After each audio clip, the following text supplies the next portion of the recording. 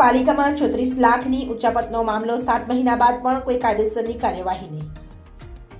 કથિત 2 કર્મચારી દ્વારા માતબર રકમને પોતાના ફાયદા સારું વાપરી નાખ્યા.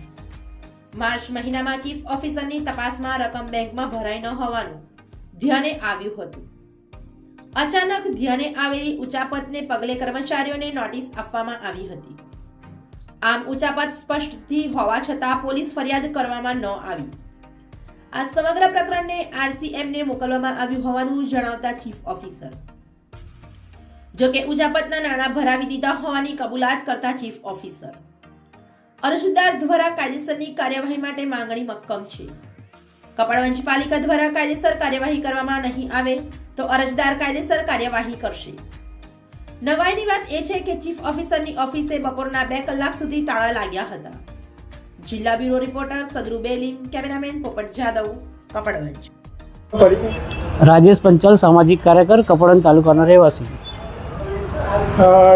રાજેશભાઈ, અત્યારે કપડવંજ નગરપાલિકામાં ઊભા છો, શું કહેવા માંગો છો અને શું ઘટના થઈ? કપડવંજ નગર સેવા સદનમાં 1 વર્ષ પહેલાં 34 લાખની ઉચાપત થઈ હતી એકાઉન્ટ વિભાગ અને ટેક્સ વિભાગની અંદર. આ બાબતે વારંવાર મેં અરજીઓ કરી છે, ઉચ્ચ કક્ષાએ રજૂઆત કરી, સક્ષમ અધિકારીઓને જાણ કરી છે, છતાં પણ આજ દિન સુધી આનો મને કોઈ નિર્ણય અને જવાબ મળ્યો નથી.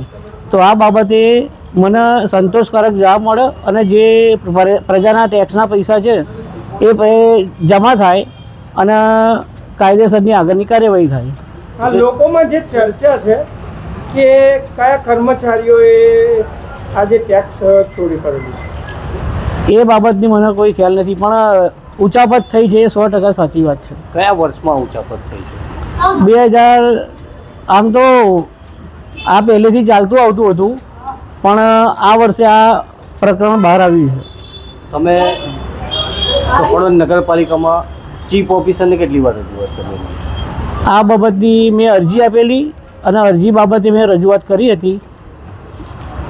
પછી આ સક્ષમ અધિકારીને રજૂઆત કરી, પણ આ બાબતનો હજુ સુધી કોઈ નિર્ણય આવેલ નથી. ચીફ ઓફિસર તરીકે જે 34 લાખની ઉચાપત થઈ હતી એ સંદર્ભે આપ શું કહેવા માંગો છો?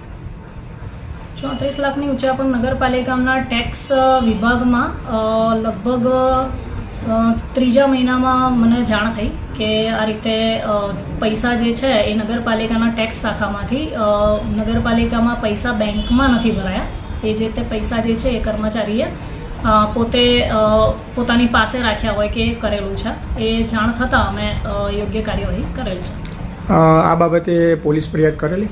ના, પોલીસ ફરિયાદ નથી કરી. અમે પહેલાં તો અમારે પૂરતી તપાસ કરવાની હતી, એટલે જે તે કર્મચારી કેટલા ઇન્વોલ્વ છે, કોની પાસે કેટલા પૈસા છે એ રીતની જાણકારી લેવા માટે સૌપ્રથમ અમે પ્રમુખશ્રીને જાણ કરી. પ્રમુખશ્રીને જાણ કર્યા પછી અમે અમારા લેવલે ઓડિટ કરાવડાયું. નાણાકીય એકાઉન્ટ શાખામાં જેટલી પણ બદીઓ હતી એ બધી બદીઓ દૂર કરાવી અને એક્ઝેક્ટ રિપોર્ટ અમે તૈયાર કર્યો. અને એક્ઝેક્ટ રિપોર્ટ તૈયાર કર્યા પછી અમે આગળની કાર્યવાહી કરવાના. ટેક્સ વિભાગના કયા કયા કર્મચારી હતા? ટેક્સ વિભાગના 2 કર્મચારી ઇન્વોલ્વ હતા અંદર. કોણ, નામ શું છે એમનું? નામ એમનું એક કર્મચારી છે, એમનું નામ છે હુસેનીભાઈ અને એક છે ફારૂકભાઈ. જો કે ફારૂકભાઈ કેશિયરમાં હતા. આ જે બાબતે ફરિયાદીએ જે આપને વારંવાર ફરિયાદ કરેલી છે એ બાબતે શું કહેવા માંગો છો? મારી પાસે મેં પ્રોસેસ કરેલી છે. અમે હવે જે તે વખતે એ લોકોને નોટિસ આપેલી છે, એ લોકોની પાસેથી પૈસા એ કરેલા છે, એ લોકોએ પૈસા ભરી દીધેલા છે, એ બધી જ પ્રકારે પ્રોસેસ કરેલી છે. હવે નગરપાલિકામાં પૈસા પરત ભરાવડાયા છે. અત્યારે મામલો કેટલે પહોંચેલો છે? અત્યારે અમે પૈસા ભરી દીધા છે નગરપાલિકામાં એમણે, પરંતુ અત્યારે અમે એમની સ્થળ તપાસ કરી અને અત્યારે RCM કચેરી ખાતે પ્રકરણ ચાલી રહ્યું છે. કેટલા સમયથી આ પ્રોસેસ ચાલી રહી છે? લગભગ 7 મહિનાથી ચાલતી હશે.